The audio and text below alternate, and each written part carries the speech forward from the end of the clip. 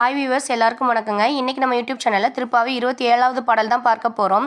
கூடாரே வெல்லும் சீர் கோவிந்தா உந்தன்னை பாடிப்பறை கொண்டு யாம் பெறும் சம்மானம் நாடு புகழும் பரிசினால் நன்றாக சூடகமே தோல்வளையே தோடே செவிப்பூவே பாடகமே என்றனைய பல்கலனும் யாமணிவோம் ஆடை உடுப்போம் அதன் பின்னே பாட்சோறும் மூட நெய் பெய்து முழங்கை வழிவார கூடியிருந்து குளிர்ந்தேலோர் எம்பாவாய்.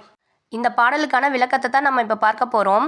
எதிரிகளை வெற்றி கொள்ளும் சிறப்புமிக்க கோவிந்தனே, உன்னை நாங்கள் பாடி அருள் பெற வந்தோம்.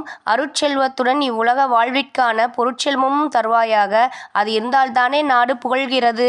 கையில் அணியும் சூடகம், தோளில் அணியும் தோல் வளைகள், காதில் அணியும் தோடு, செவிப்பூ, காலில் அணியும் பாத கடகங்கள் ஆகிய அணிகலன்களை எங்களுக்கு கொடு.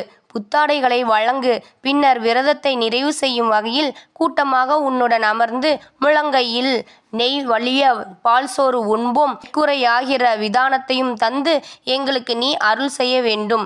கூடாரவல்லி என்றழைக்கப்படும் பாசுரம் இது. கூடாரை வெல்லும் என்ற தொடக்க சொற்றொடரிலிருந்து கூடாரவல்லி என்ற வார்த்தை பிறந்திருக்க வேண்டும். பாவை நோன்பின் ஆரம்பத்தில் நெய், பால் ஆகியவற்றை ஆயர்குல பெண்கள் உண்ணாமல் துறந்தார்கள்.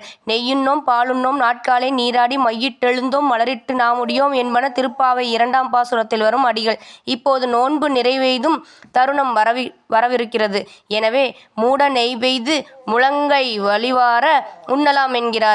பால் சோறில் ஊற்றப்பட்ட நெய் உண்ணும்போது முழங்கை வழியாக வழிய வேண்டுமாம். கூடியிருந்து குளிர்ந்து என்னும் சொற்றொடர் தாம் பெற்றபோது பிறரும் பெற வேண்டும் என்ற உயர்ந்த நோக்கத்தை குறிக்கிறது. என்னங்க, இன்னைக்கு இந்த நிகழ்ச்சி பிடிச்சிருக்குன்னு நினைக்கிறேன். இந்த நிகழ்ச்சி பிடிச்சிருந்தா லைக் பண்ணுங்க, கமெண்ட் பண்ணுங்க, ஷேர் பண்ணுங்க. மறந்துடாதீங்க வியூவர்ஸ், சப்ஸ்கிரைப் பண்ணுங்க. பபாய்.